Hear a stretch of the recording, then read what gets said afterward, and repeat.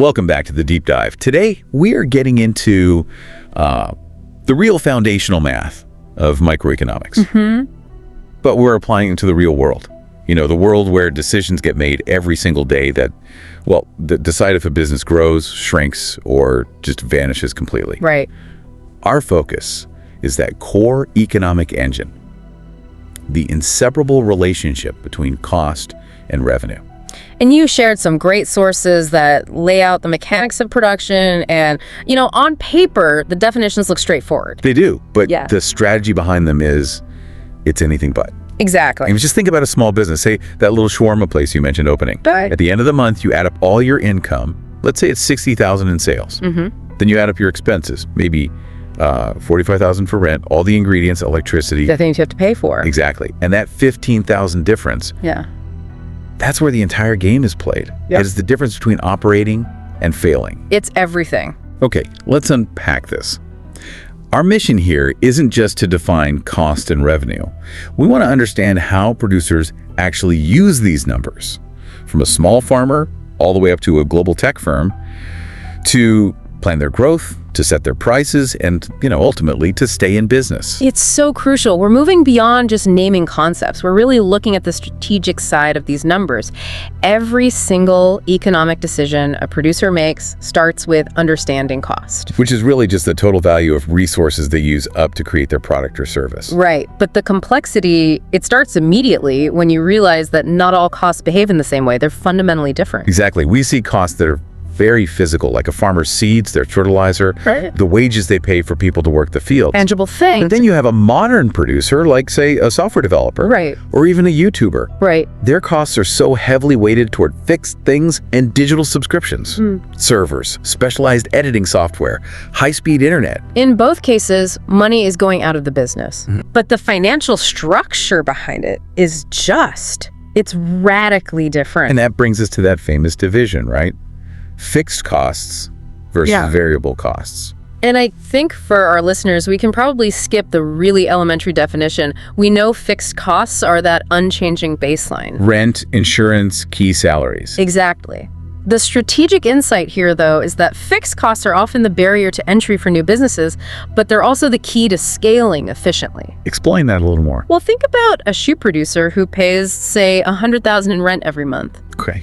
If she makes 100 pairs of shoes, that rent adds $1,000 to the cost of each pair. Right. But if she can scale up and make 1,000 pairs in that same space, suddenly that fixed cost contribution drops to just $100 per pair. So you're spreading the cost. You're spreading the fixed cost. That's the core idea of economies of scale. Okay, here's where it gets really interesting.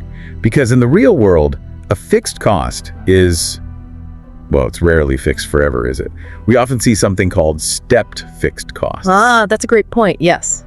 If that shoe producer suddenly needs to quadruple her output, she can't just stay in that same little shop. She has to lease a second floor, maybe. And her rent doubles overnight. It just jumps.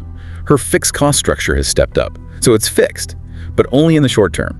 Big strategic decisions can force these sharp, non-linear increases. That's a critical nuance, and variable costs they're just as complex.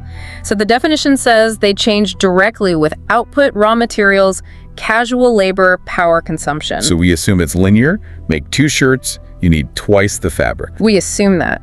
But let's challenge that linearity for a second. Yep.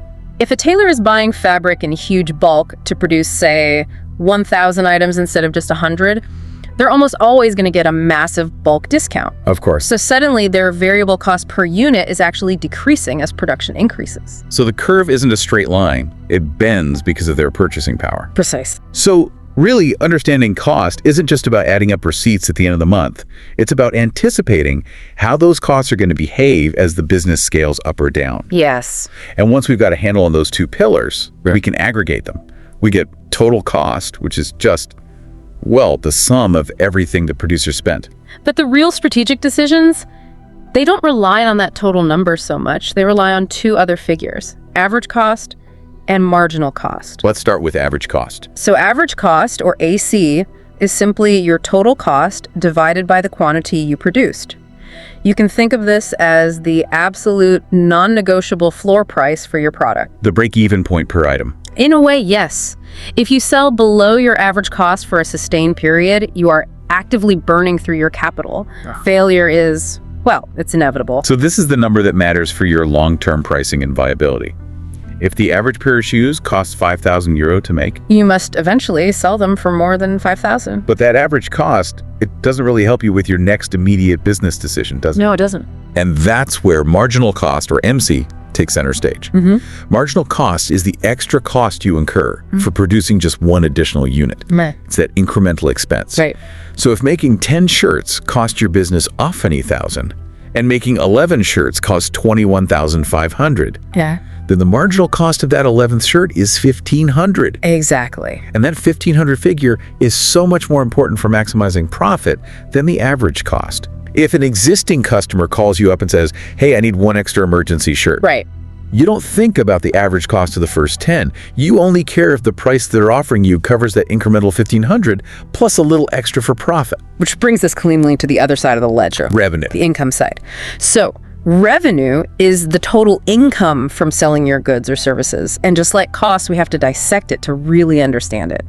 So total revenue, TR, that's pretty straightforward. Yeah. It's just the price multiplied by the quantity sold, the raw cash coming in the door. Then you've got average revenue, AR, which is just total revenue divided by quantity. And in most competitive markets, that average revenue is going to be identical to the price you're charging. So if every loaf of bread sells for $500, your average revenue is $500. Simple enough. But the critical mirror to marginal cost is marginal revenue. Mr. Honest, this is the extra income you gain from selling one more unit.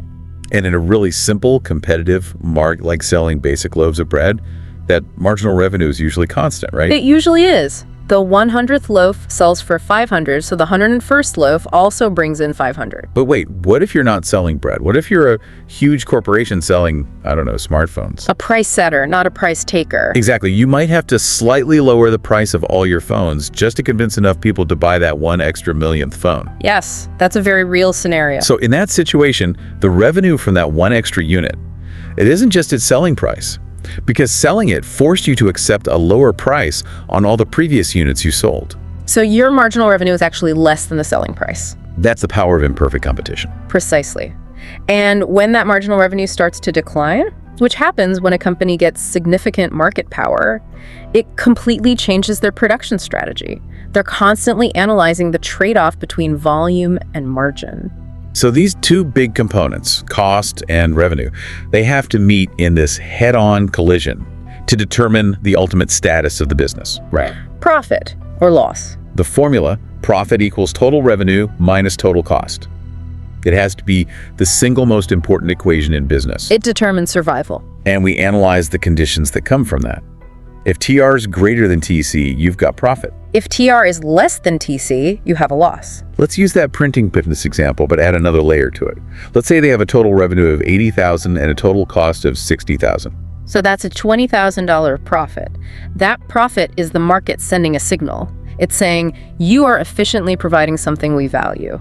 And that motivates them to keep going, maybe even expand? It does. But let's say they have a slow month, and their TR drops to $50,000. But their fixed costs, rent, salaries, those things keep their total cost at $60,000.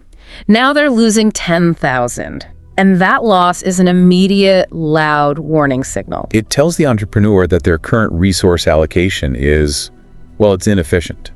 Or maybe just unsustainable. Right. They're producing the wrong amount or using the wrong methods or maybe just pricing the product incorrectly. They can't keep doing this. And the response to that signal is what defines a successful business manager. It really is.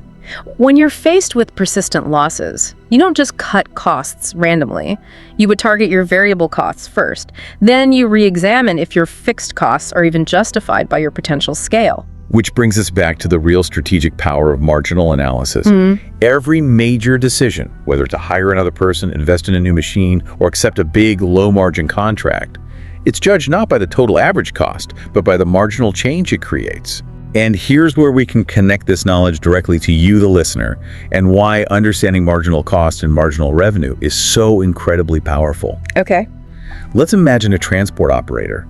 Fuel prices suddenly spike. A classic variable cost increase. Right. It immediately and significantly increases their variable cost per trip.